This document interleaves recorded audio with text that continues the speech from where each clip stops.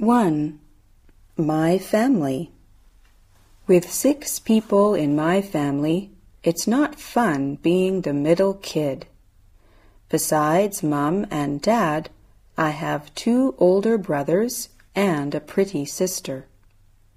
My father is a manager in a company, and my mother is a doctor. They are quite busy all day. We all try to help with the housework. Chang Han is my eldest brother. He is a junior in a university now. He is going to be a medical doctor. When he is at home, he has his nose in a book and yells at me if I make the slightest noise. My pretty sister is only in elementary school, but she is good at helping Mother with cooking and cleaning. I'm only a senior in high school. I'm just young enough to get pushed around by my big brothers, and not old enough yet to boss my younger sister. My second elder brother is a whiz at math. Since I'm going to be a chemistry major in college, I sometimes need his help with my homework. He is only a freshman, but he is really good. However, I cannot complain too much. I really love my family. I'm proud of all of them. I would not change them for any other family.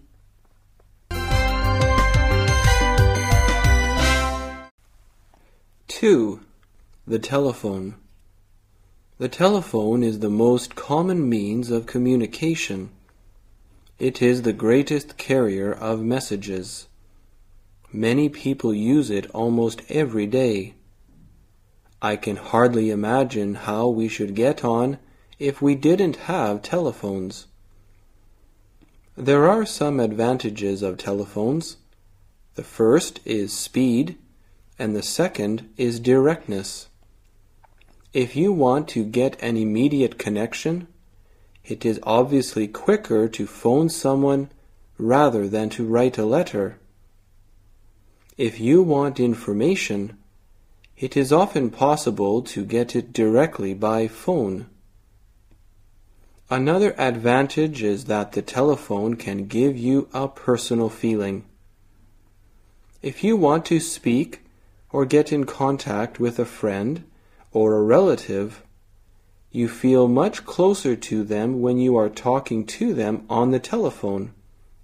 Whereas in a letter, the words you write down are rather impersonal.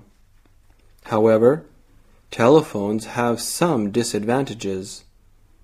If you have a telephone at home, it often rings at an inconvenient time.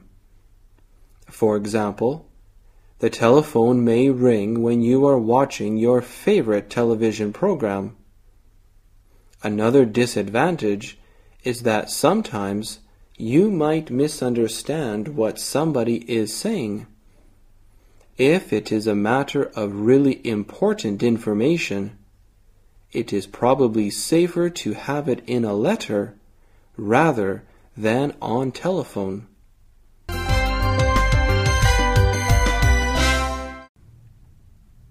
Three. The seasons. The year is divided into 4 seasons: spring, summer, autumn, and winter. In spring, nature wakes from her long winter sleep. The trees are filled with new life. The earth is warmed by the rays of the sun, and the weather gets gradually milder. The fields and meadows are covered with fresh green grass. The woods and forests are filled with the songs of birds. The sky is blue and cloudless. At night, millions of stars shine in the darkness. When summer comes, the weather gets warmer still, and sometimes it's very hot. It's the farmer's busy season. He works in his fields from morning till night. The grass must be cut, and the hay must be made, while the dry weather lasts. Autumn brings with it harvest time, when the crops are gathered in and the fruit is picked in the orchards. The days get shorter and the nights longer. The woods turn yellow and leaves begin to fall from the trees. When winter comes, we spend more time indoors because outdoors it's cold. Rivers and lakes are frozen, and the roads are sometimes covered with slippery ice or deep snow.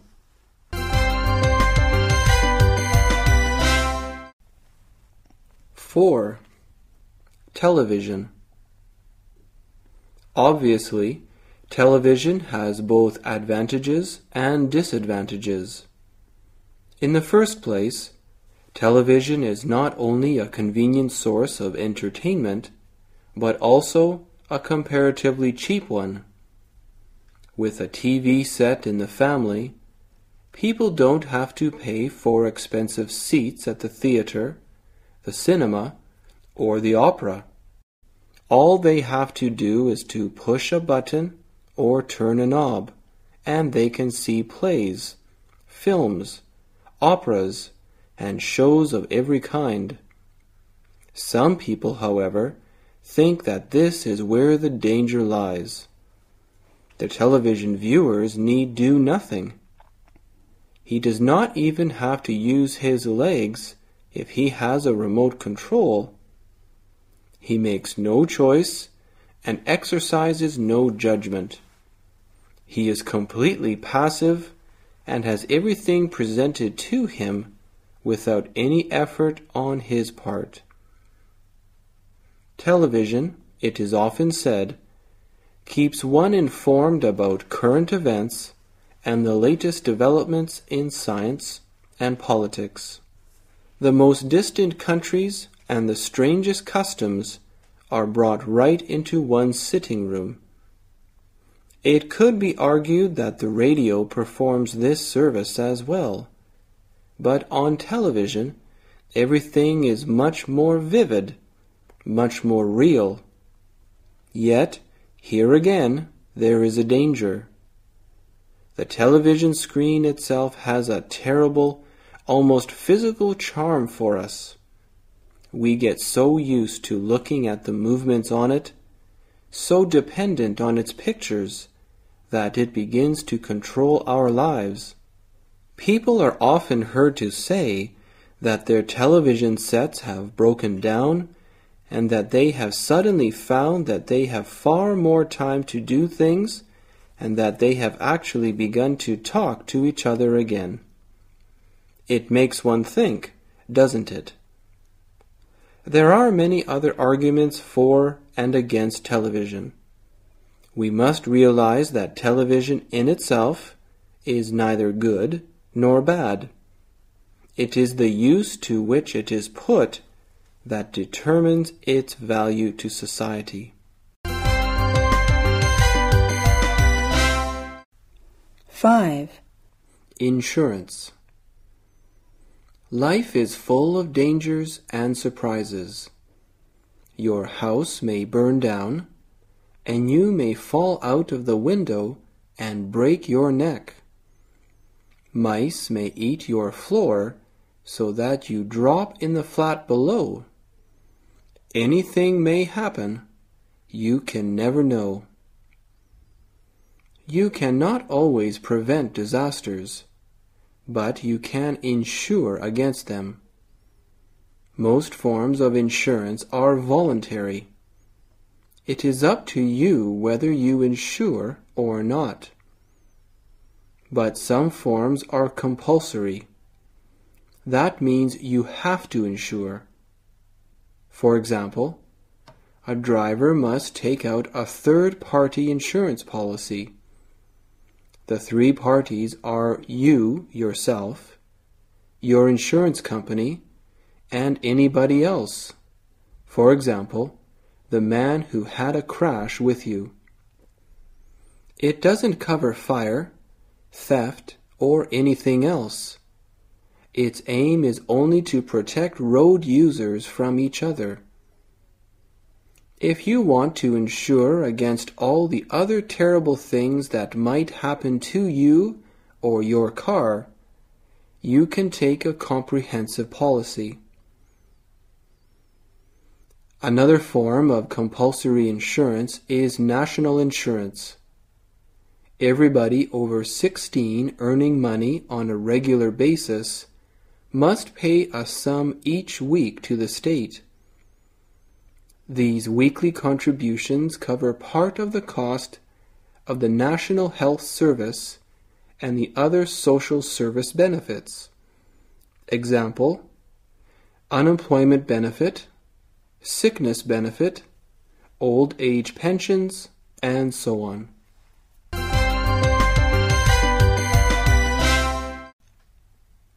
Six, dreams. A dream is made up of a series of mind pictures that form during sleep. The people and actions in these pictures seem real to the person who is dreaming. When a person is asleep, he has little or no control over his mind. Then, ideas and feelings come out to form the mind picture known as dreams. Dreams may be influenced by different things that are present during sleep. If a person is cold, he may dream that he is out in a snowstorm. Worries or anger may also influence the content of a dream. Some people think that they seldom dream, and other people are quite sure that they do not dream at all. Studies of human sleep have shown, though, that everyone dreams every night. If a person thinks he does not dream, it is because he does not remember dreaming when he wakes up. Usually, a person may dream 3 to 7 times for a total of 1 to 2 hours of dreaming every night. Not only does everyone dream, but it seems that we all need to dream. One theory is that dreaming gives us a chance to escape from the rules of our real world. In dreams, we can see our wishes come true. We can be rich, powerful, and successful.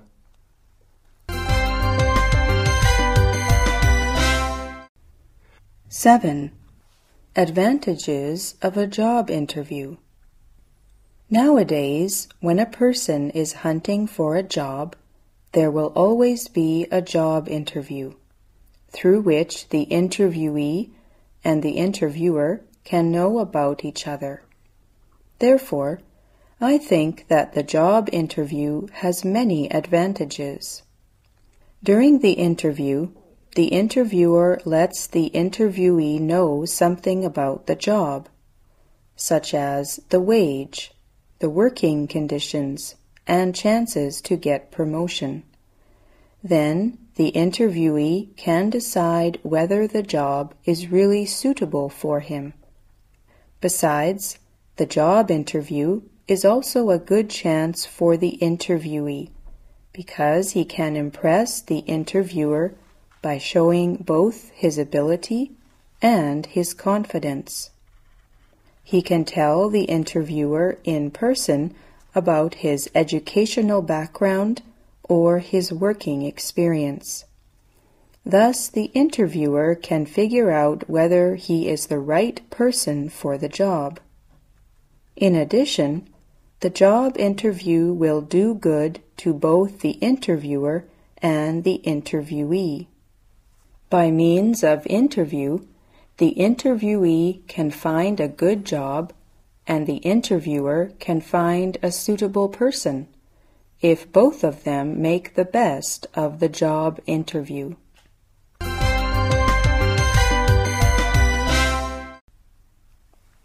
8. Career selection. Has your son chosen his career yet, Mrs. Young? What is he going to do when he leaves college? Is he going to be a doctor like his father? Oh, no. He's decided not to be a doctor. He's seen the hard life of a doctor. Mrs. Black, he's made up his mind to be an engineer. Oh, that's very interesting. A mechanical engineer, like my husband? No, not that sort. Of course, Patrick is very interested in cars too, but he isn't going to make them. There are several kinds of engineers, aren't there? Electrical engineers, chemical engineers. Oh no. Patrick is taking a general course on civil engineering at the university. You know, a civil engineer is a man who makes roads and bridges and that sort of thing. When he's finished the course, he'll take a special course on water supply. Oh, how interesting! Does he intend to go abroad? Oh, yes. When he's finished his education, perhaps he'll take a job abroad.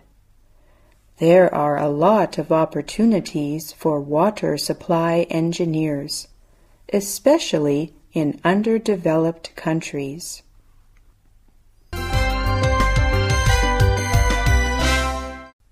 9. Choosing careers. Parents generally believe it is their responsibility to plan the careers for their children. They claim that they know their children well enough to decide what kind of job suits them. Hoping that their children will go in for professions that will bring them the greatest prestige and economic benefit, many parents think that their children are too young to see this for themselves. There are some parents who even expect their children to take over the careers of their fathers. For these reasons, many parents insist that their children should obey them in choosing careers. But many children suggest that they should be left free to choose their own careers. For one thing, parents and children may not share the same interest. A job that appeals to parents is likely to be boring for their children. For another, children have been brought up in a different age from their parents, and therefore they should be allowed to cultivate a spirit of independence and self-reliance. In short, children should be free to make their own decisions as to future careers. In my opinion, in this case, as in many other things, mutual understanding is important. On the one hand, parents' view does reflect their concern for the well-being of their children. On the other hand, after all, it is children who will be doing the jobs. Therefore, it will be wise for parents to give them this freedom, while children should consult their parents when it is necessary.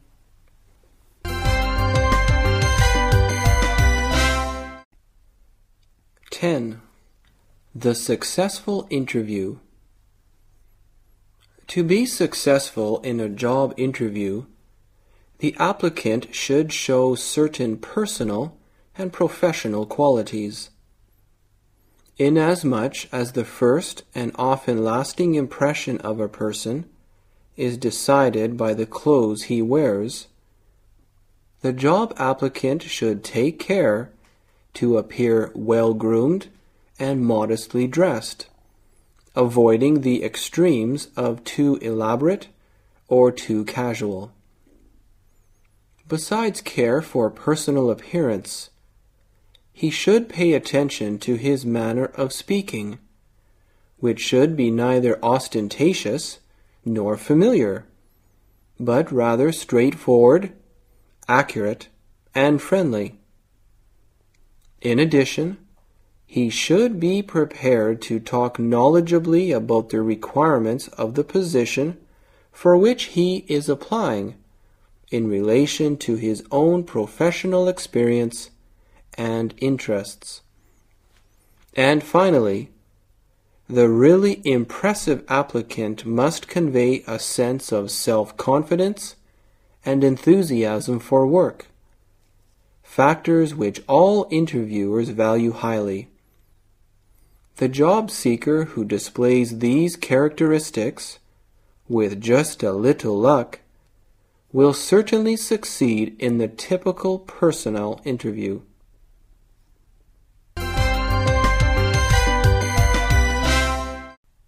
(11) Email.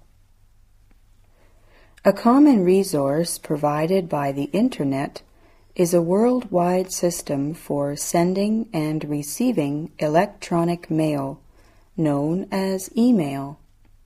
As a matter of fact, email represents a large portion of all Internet traffic, and is for many the only Internet resource they use.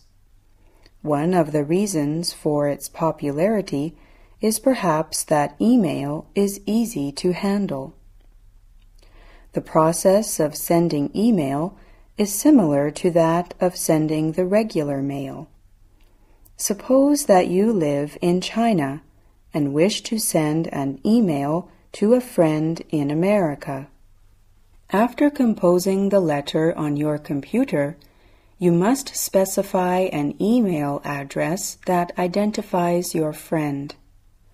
Once you send this electronic letter, it travels from your computer, often through a device called a modem, which connects your computer to the Internet via the telephone network.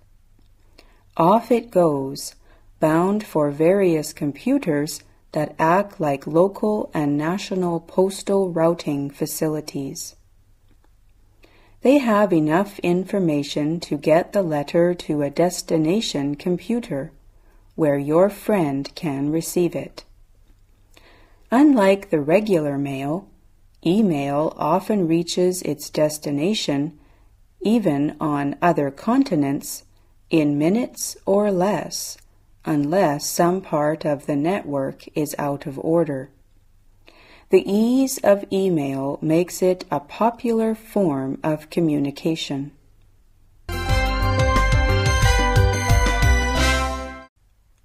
12. Where is happiness from? The way people hold to the belief that a fun-filled, pain-free life equals happiness actually reduces their chances of ever attaining real happiness.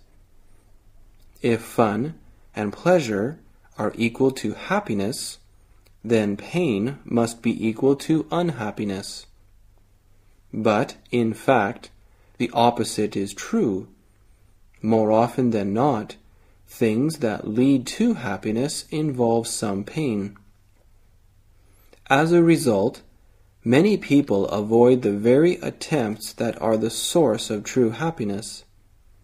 They fear the pain inevitably brought by such things as marriage, raising children, professional achievement, religious commitment, self-improvement. Ask a bachelor why he resists marriage even though he finds dating to be less and less satisfying. If he is honest, he will tell you that he is afraid of making a commitment. For commitment is in fact quite painful. The single life is filled with fun, adventure, and excitement. Marriage has such moments, but they are not its most distinguishing features. Couples with infant children are lucky to get a whole night's sleep or a 3-day vacation. I don't know any parent who would choose the word fun to describe raising children. But couples who decide not to have children never know the joys of watching a child grow up or of playing with a grandchild. Understanding and accepting that true happiness has nothing to do with fun is one of the most liberating realizations. It liberates us from envy. We now understand that all those who are always having so much fun actually may not be happy at all.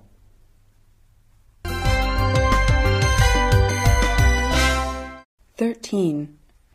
The mystery of color. In general, people talk about two groups of colors, warm colors and cool colors. Researchers think that there are also two groups of people who prefer warm colors and people who prefer cool colors. The warm colors are red, orange, and yellow.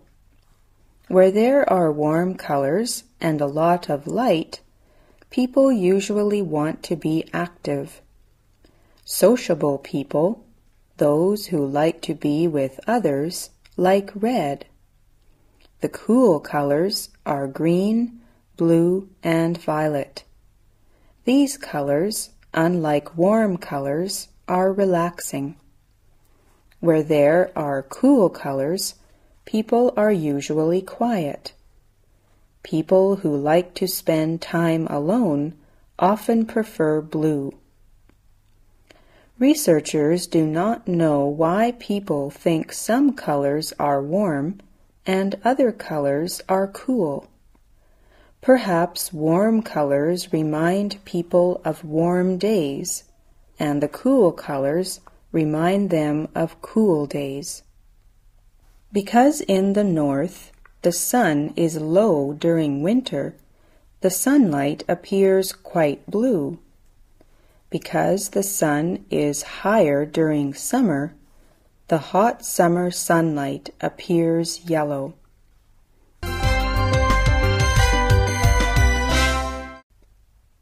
14. Physical exercise. More and more people today are realizing the importance of regular physical exercise.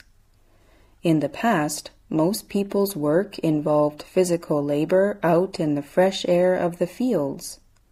Nowadays, many work in offices or factories or spend their time studying. In the evenings, they may sit watching television, reading, or writing. Their daily lives do not provide them with the exercise their bodies need. To keep healthy, therefore, they must spend part of their free time doing regular physical exercise. There are many different forms of physical exercise to suit different tastes. Some people enjoy competitive sports and play with others who share their interest. They may play tennis or badminton or go swimming together. Others prefer to exercise alone and go running regularly in the morning or evening. The traditional forms of exercise are chosen by many. In parks and workplaces, you can see them learning and practicing Qigong or Tai Chi Chuan, developing their skill in these sports as well as improving their health. However, the form of physical exercise must be chosen carefully. Those who are older should not attempt an exercise which might do them more harm than good. Those who have little sport time may spend just a small part of it running each day or play a weekly game that they enjoy. Whatever people may choose, if they exercise regularly, they will be sure to improve health throughout their lives.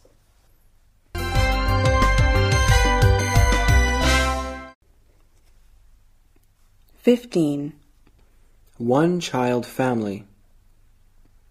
Many people take a positive attitude toward one-child family. They think that they will have more time to do what they are interested in if they just look after only one child. Besides, one child means less expense and less trouble. Since they have one child, they are able to pay more attention to the education and growth of the young. But some people prefer more children. These people who want to have more than one child believe that they will enjoy their later years under the care of the young generation. Some parents tend to look down upon girls, so even if they have a daughter, they will try to have a boy at any cost. However, people should be encouraged to have a one-child family. We all know that China is a densely populated country. If we don't control the birth rate, we are sure to suffer from housing problems, inadequate food supply, and unemployment. It seems that more children will be better for the old parents, but when young people live in poverty, they are less likely to care for the old.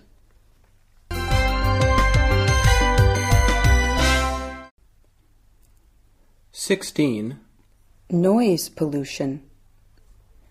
In the past, noise was rarely associated with pollution, but recently it is found that many mental diseases are closely related to noise.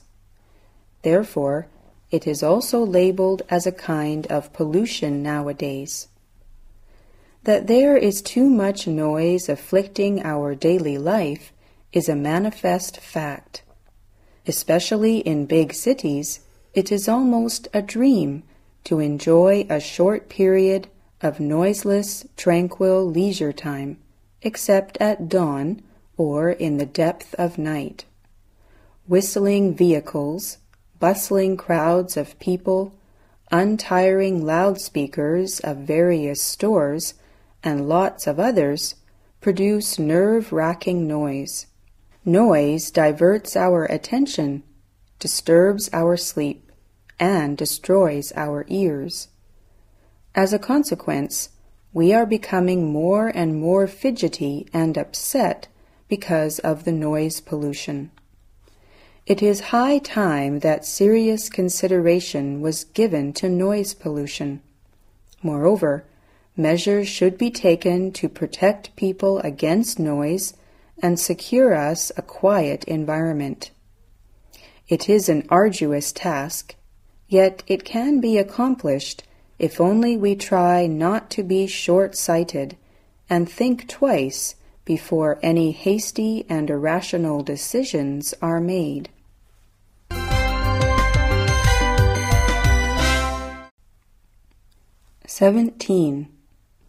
Health is more important than wealth.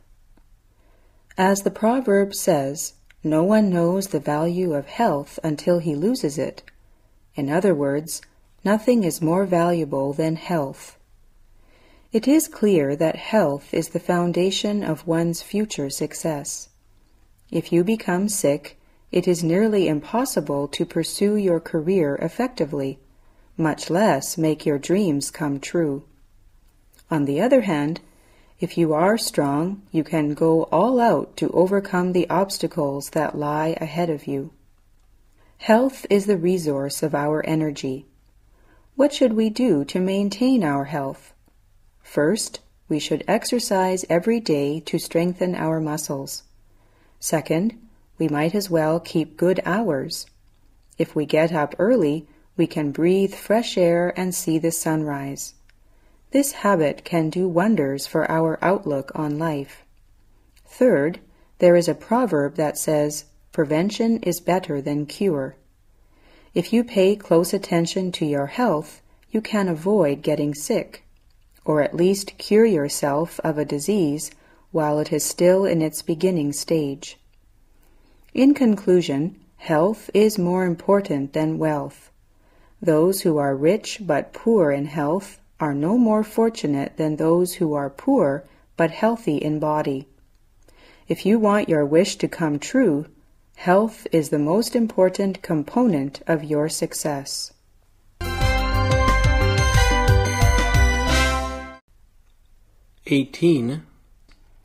Should I live in the countryside or in the city? By living in the countryside, we may enjoy fresh air and food. Unlike the cities, there is almost no pollution in the countryside. What's more, we are much closer to nature. Green trees and grass are everywhere. Life in the countryside is also peaceful and safe. The crime rate there is much lower than in the cities. People in the rural area are more closely related with each other, and they seldom feel lonely. Whenever one is in trouble, others will lend a hand. On the other hand, to live in the cities is not a bad choice either. City traffic is so well developed that people can go anywhere easily and quickly. It is also convenient to do shopping because many shops and markets are just round the corner. In addition, urban people can enjoy more leisure and entertainment. Cinemas, bars, restaurants, and parks are everywhere, and some are open day and night. In a word, city people can always have fun if they have time and money. There are both advantages and disadvantages for people either living in the rural or urban areas. We can't have both at the same time. As the saying goes, you can't eat the cake and have it. As for myself, I would prefer to work in a city and live in the countryside. Maybe the suburban area is the best choice.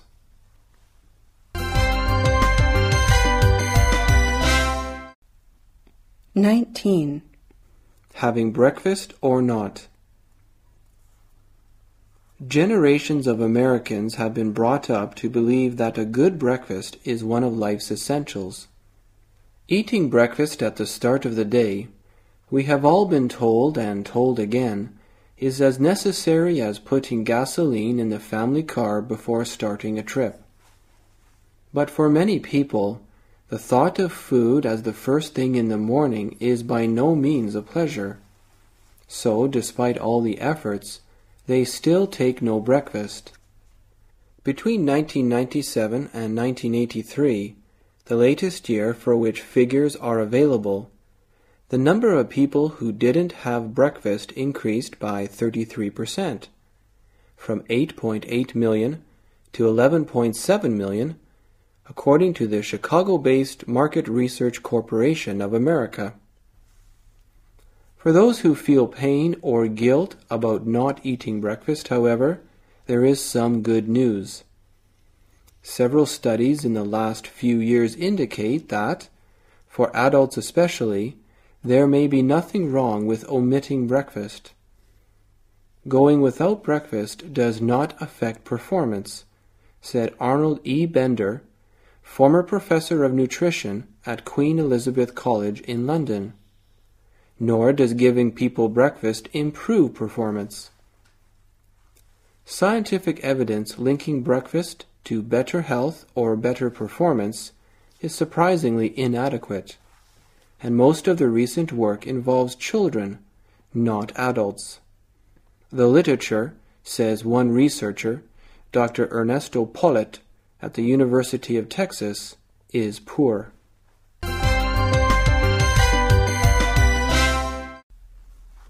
20. Smoking. Children as young as 11 are suffering lung damage from too much smoking. A survey of 10,500 London school children, aged between 11 and 15, shows lung damage and illness from smoking. The research was carried out by a hospital team led by Professor Goose. The team was worried that most reports on the dangers of smoking have concentrated on adults. The scientists wanted to find out how children were affected and whether they understood smoking could make them seriously ill. The number of adults has gone down steadily, but the number of children smoking remained constant. This is mainly because children find it hard to believe that health warnings apply to them. The research was carried out in 13 Hounslow secondary schools. analysis showed 15% of regular smokers coughed every day. Even a little exercise brought on breathlessness among 40% of regular smokers aged 11 to 13. A survey of school absence suggested that non-smokers had better health than the smokers. About 53% of regular smokers admitted to bring up phlegm when they had a cold, compared to only 2% of non-smokers. But Professor Guz's team was surprised at the children's ignorance of the damage caused by smoking.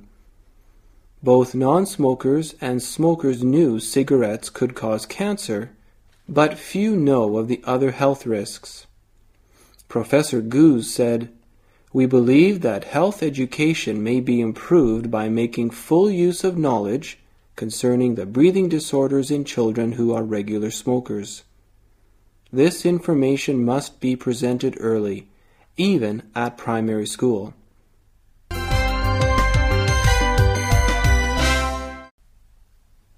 (21) The education of TV children.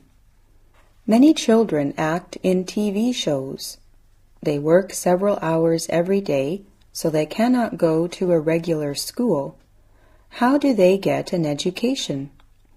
In Hollywood, where many TV shows are made, about 40 teachers give lessons for the children in the shows. They teach wherever their pupils are working. The teacher's job is very important. She is responsible for making sure that the child works only the permitted hours each week. She is responsible for making sure that the child learns the required subjects. She makes sure, too, that the child gets enough rest and play, along with his education. Child actors are required to attend classes 20 hours each week. California law says that they must be taught from September to the middle of June. If they do not get good marks in school, they are not permitted to continue working in TV shows. TV children are usually good pupils, and most of their teachers like this special kind of work. Their classes are held in many interesting places. Sometimes the classroom is a Mississippi riverboat. Sometimes it is the inside of a spaceship. Often the pupils become famous stars.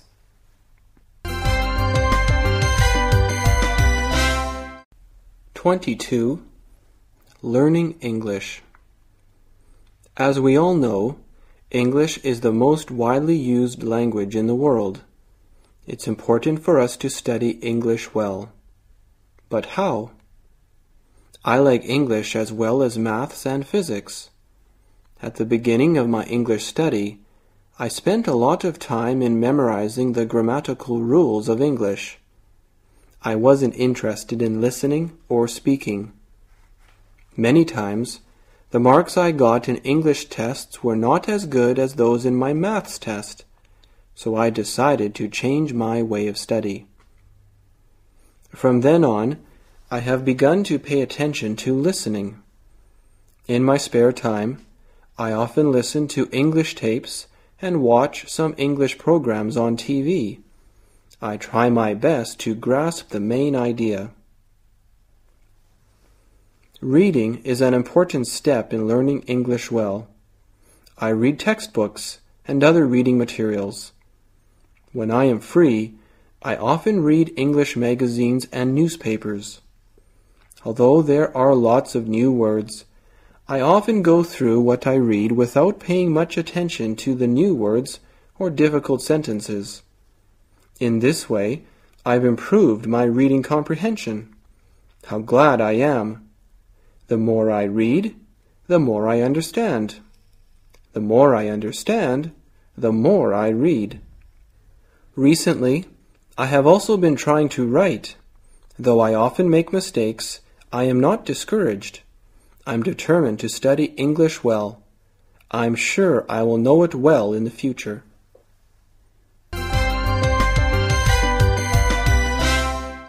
23.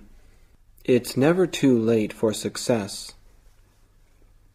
Some parents worry very much that their children will amount to nothing, since they are given to daydreaming, indecision, and they show no promise of being a doctor, lawyer, or manager. Meanwhile, the teenagers themselves also despair of the future and their success, for they are constantly scorned and blamed. But the truth is that many of the greater figures were practically beatniks when they were teenagers. Mozart never showed talent in any direction whatsoever during his formative years until he was 22, when he suddenly became fired with a great passion for music. Edison finally attracted worldwide attention for his great contribution, although his teacher had tried to get him out of the class, saying that his brain was addled. Therefore, it's never too late for success. Teenagers, however disappointing and disappointed, have that one special advantage over the greatest men alive: time. They surely can arrive at the peak of their career in the near future, as long as they avail themselves of valuable time and exert themselves to accomplish their share of work carefully and persistently.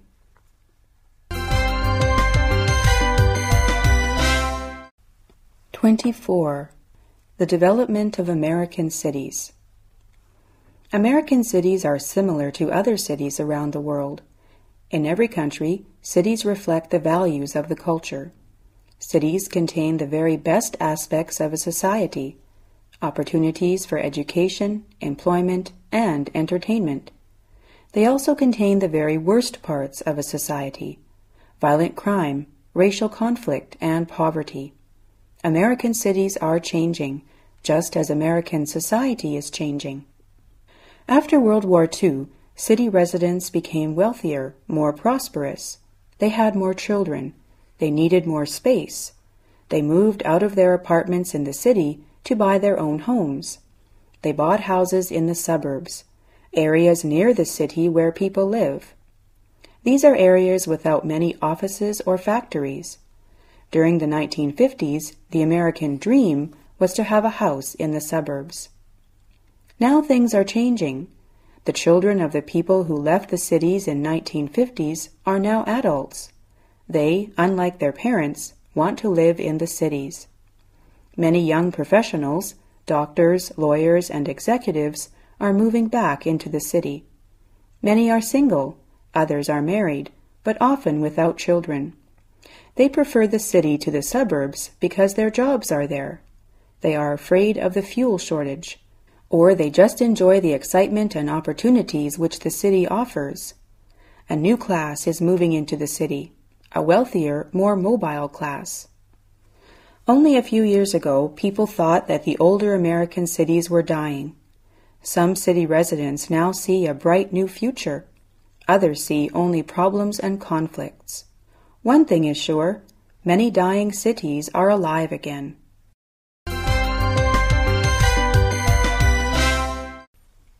'25. TOEFL. TOEFL is a short way of saying Test of English as a Foreign Language. It measures a person's ability to understand, read, and write English. TOEFL does not measure how well you speak English, however. The test of spoken English does. It is about a 20-minute test that involves speaking English. Many American universities will advise you to take this test if you plan to attend a graduate school. Some universities also will tell you to take yet another test, the test of written English. It is a 30-minute test in which you are asked to write in English about something. The test measures your ability to organize information and to express ideas in correct English. Professors of English as a foreign language work with foreign students who come to the United States to study English. They say many foreign students do not know how much writing they must do every week at an American university. and they do not know how much they are expected to talk in class. They say foreign students must do well in writing and speaking English, or their studies in the United States will be extremely difficult. 26. American education. Newcomers to the United States are often surprised by the schools. American schools are sometimes so different from the schools they have known in other parts of the world. American education is based on the idea that children need to learn to think for themselves. The school should be the place where they learn to do this. In schools, children learn the 3 R's: reading, writing, and arithmetic. They study history and government, which are often called social studies, and many other subjects. They also learn how to be independent, how to make their own judgment, and how to develop their own abilities and interests. The American teacher does not want the children in her class to sit with their hands folded quietly and to say nothing. She wants them to listen carefully, to ask questions, to answer questions, and to give their own opinions. She knows that what the children learn from books is important. She also knows that it is necessary for them to know how to use this learning for their growth and development. During the open school week, parents have a chance to see how American education works.